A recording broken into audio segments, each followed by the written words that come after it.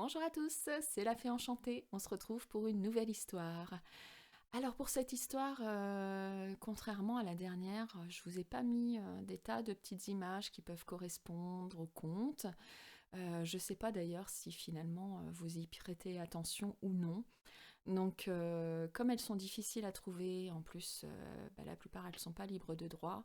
Donc, je vous ai fait pour ce conte-ci une petite image, une photo de ma propre composition, en espérant que ça vous conviendra. Si jamais ça vous convient vraiment pas, n'hésitez pas à me le dire en commentaire et faites-moi des suggestions ou je trouverai une autre solution.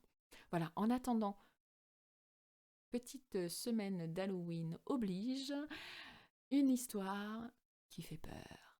Alors, installez-vous confortablement. Ça y est, vous êtes prêts? Alors c'est parti.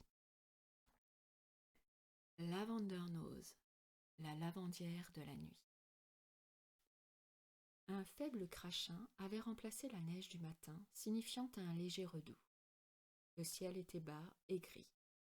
Une fine pellicule blanche recouvrait la campagne, laissant paraître, en divers endroits, une terre que l'on imaginait boueuse. Sur le chemin des pierres plates, au terme d'une bien fatigante journée, Marie Gouzig regagnait sa chaumière à petits pas pressés.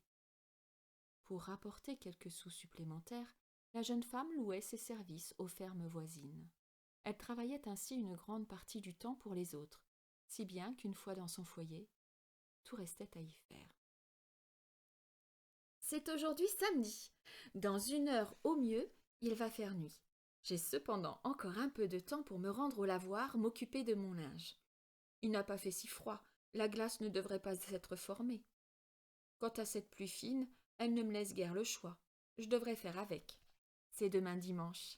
J'aimerais que mon homme puisse porter sa chemise blanche, celle des jours de fête. Si je l'étends à proximité d'un bon feu de cheminée, elle devrait sécher le temps d'une nuit. Déjà, Marie Gouzig arrivait à la chaumière. Pierrig, le mari, était dehors à couper du bois. Elle l'avertit de la corvée qu'il lui restait à faire, qu'elle ne serait pas de retour avant la nuit. Elle se chargea d'une lanterne pour lorsqu'il ferait noir, prit sous le bras son panier à linge et se pressa vers le lavoir sans plus attendre. Pour couvrir le craillement sinistre des corneilles, perchées telles des fruits noirs dans les arbres dénudés, elle poussa la chansonnette pour elle-même, se donner du cœur à l'ouvrage. Et tape et tape avec ton battoir sur les culottes de ta belle-mère. Tu dormiras bien mieux ce soir, pensant que c'était sur son derrière. Marie Gouzig n'était pas sitôt arrivée que déjà, elle était à savonner, frotter, taper à tour de bras. L'eau était froide, glacée. La jeune femme devait s'arrêter souvent, tant ses doigts étaient engourdis. La nuit tombe bien vite en novembre. Elle alluma sa lampe. Un doux cercle de lumière dorée se diffusa.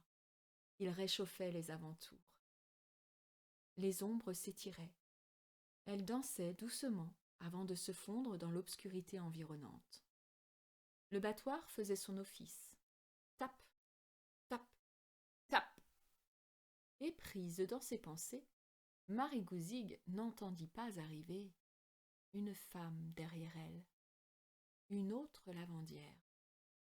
« Bonsoir, ma belle, » fit cette dernière. « Dis-moi, n'as-tu pas tout le jour pour profiter de l'endroit? Tu ne devrais pas prendre ma place, la nuit venue. » Marie Gouzig eut un sursaut de frayeur. Une femme sans âge, grande et mince, surgit dans le halo de lumière, tel un fantôme.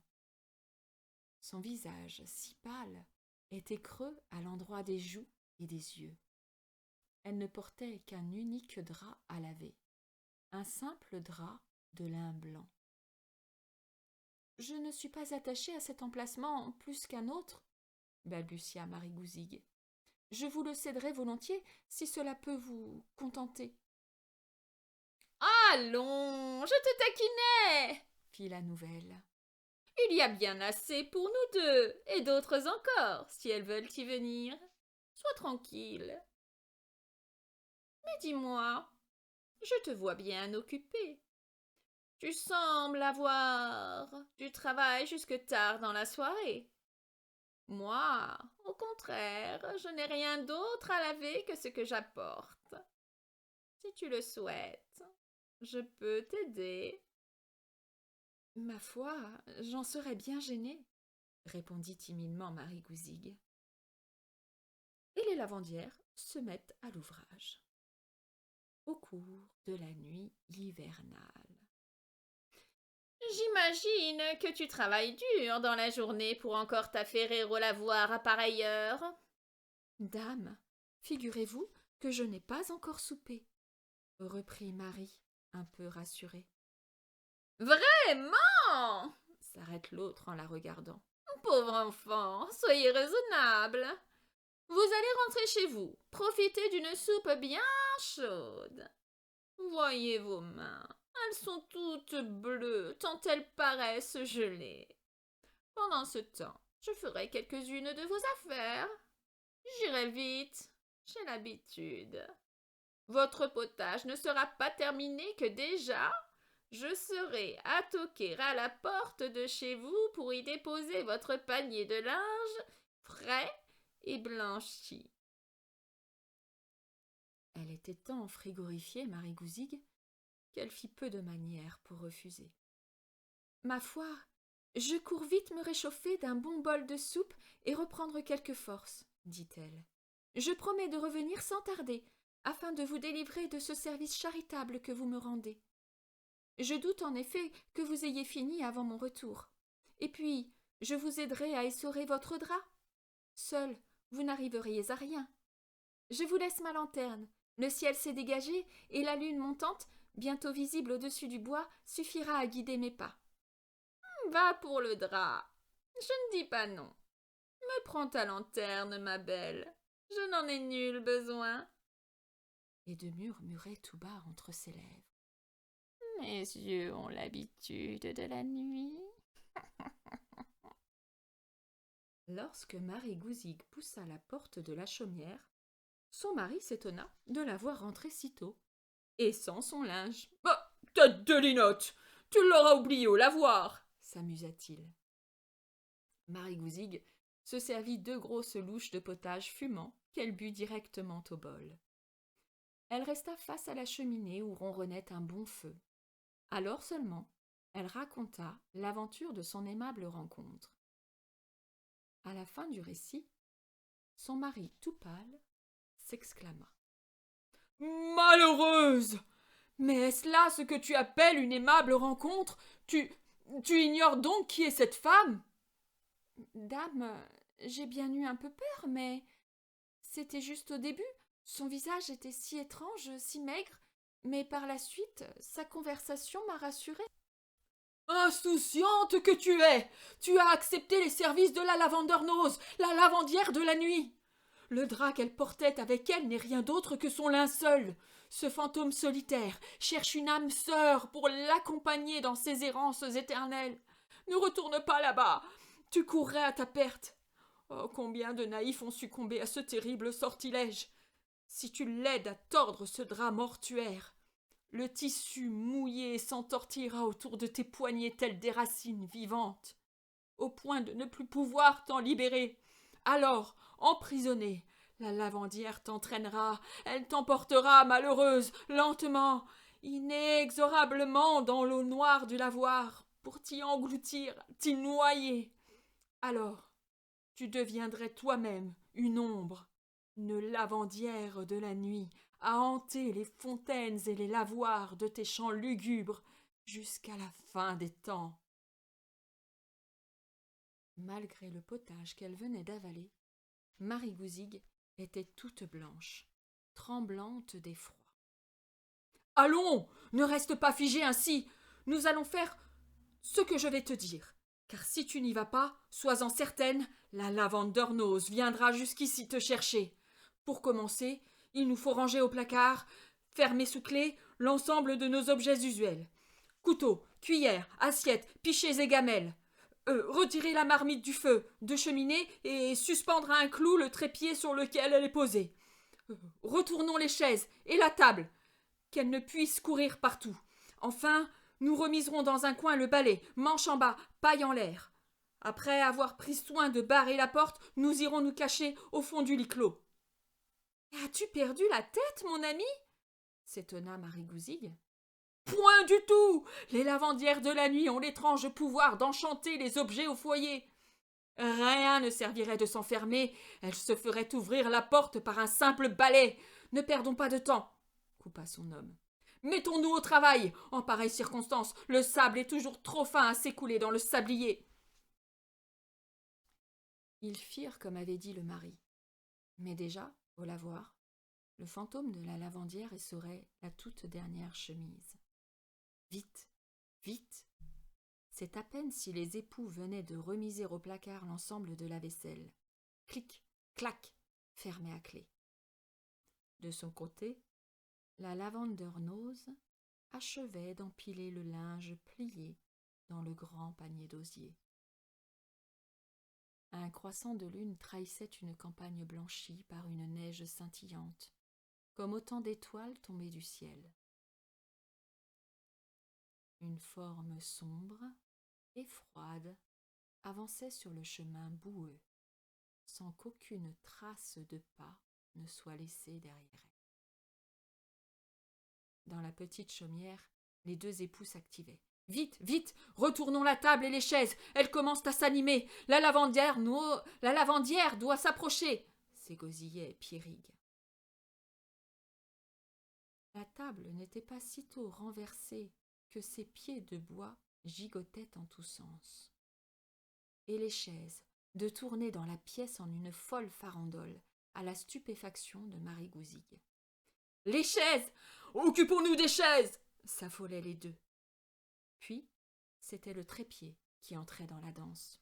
« Oh, il court plus vite que moi !» se lamentait Pierrigue. « Je n'ai que 2 jambes, il en a 3 !»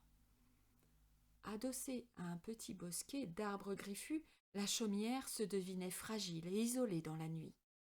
Les troncs tortueux semblaient s'être regroupés autour pour en soulever la toiture. Vite, vite, le balai venait d'être rangé dans son placard, la tête en bas. On souffla la chandelle. La lavandière se tenait sur le seuil, le panier à son côté. Vite, vite, vite! À peine Marie-Gousigue et son mari venaient-ils de rabattre sur eux le panneau du lit de bois clos. 3 coups frappèrent à la porte. « Oh là, Marie-Gousigue !» souffla une voix. « Ouvrez donc! C'est moi qui vous rapporte votre linge !»« Ne réponds surtout pas !» chuchota l'homme à l'oreille de sa femme. Une seconde fois, on cognait à la porte. Seul le silence semblait disposé à répondre. Un silence lourd et pesant. La porte toqua, encore et encore, toujours plus fort. La lavandière s'impatientait. Elle demandait à ce qu'on lui ouvre. L'intérieur du logis restait muet. On entendait juste les arbres noirs grincer au dehors, sinistres. Peut-être s'approchait-il pour mieux voir. Alors soudain, le vent se leva. Il commençait à mugir. Il n'était autre que la colère de la lavandière de nuit. Une colère qui grandissait. « Puisqu'il n'est pas de vivant pour venir m'ouvrir la porte, » gronda une voix furieuse, « je m'adresse à toi, trépied dans la cheminée. Quitte ton emplacement, à l'aide de tes 3 pattes de fer. Viens donc débarrer cette porte close que je puisse entrer. »« Je ne puis, répondit une petite voix métallique. « Je suis suspendue haut et court, un gros clou planté dans le mur. »« Ah !» s'emporta le fantôme de la lavandière. Et le vent de redoubler d'une violence terrible, souffler dans les arbres nus, souffler sur la chaumière, et le linge de se soulever du panier, et le linge de s'envoler. La lavandière de nouveau ordonne. « Viens alors, toi, balai de paille, Quitte ce coin où tu es remisé, ouvre cette porte qu'enfin je puisse entrer. Je ne puis, fit le balai, dont la paille frétillait, tels 1000 petits pieds agités. On m'a rangé le manche en bas. Je ne peux plus me déplacer. Il te faudra faire sans moi. Du dehors, le vent rugissait. Les arbres ployaient, s'inclinaient. Les chemises, les culottes, les draps et les serviettes tournoyaient dans l'air. Un tourbillon diabolique montait vers la lune spectrale.